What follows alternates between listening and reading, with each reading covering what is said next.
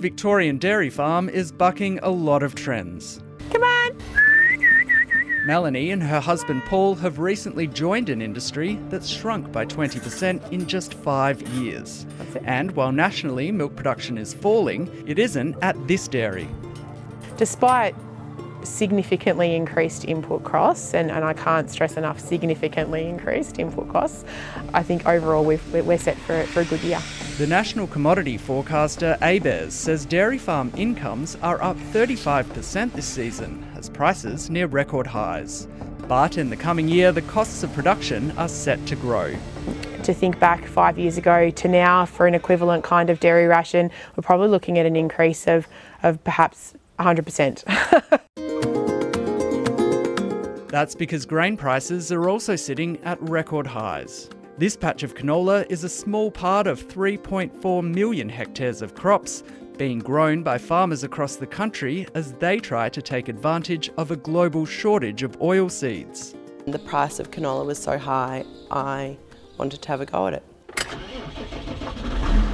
Grain and oilseed prices have been pushed to record highs because of the war in Ukraine. And it's done the same thing to fuel and fertiliser. For example, last year I paid on average $7.50 for urea for the farm, and I thought that was very dear. This year it's currently averaging at about $1,300. ABARES figures show farmers produced a record-breaking $81 billion worth of produce this season.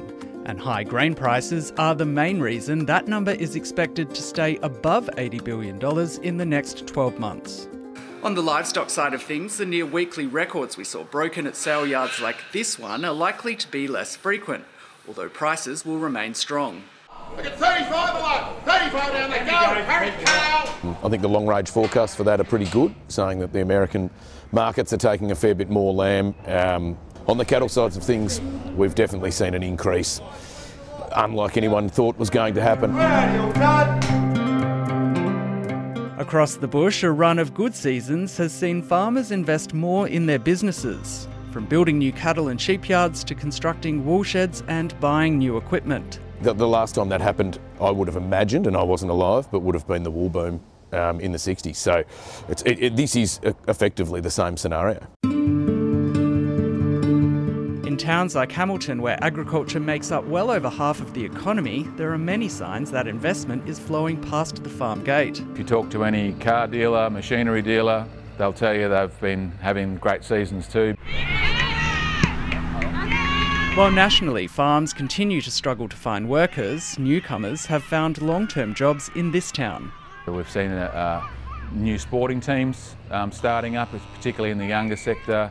We're seeing a lot more smaller businesses start up as well. When farmers have money, regional areas flourish. When farmers don't have money, you'll see people disappear. Farmers enjoying the good times while they last.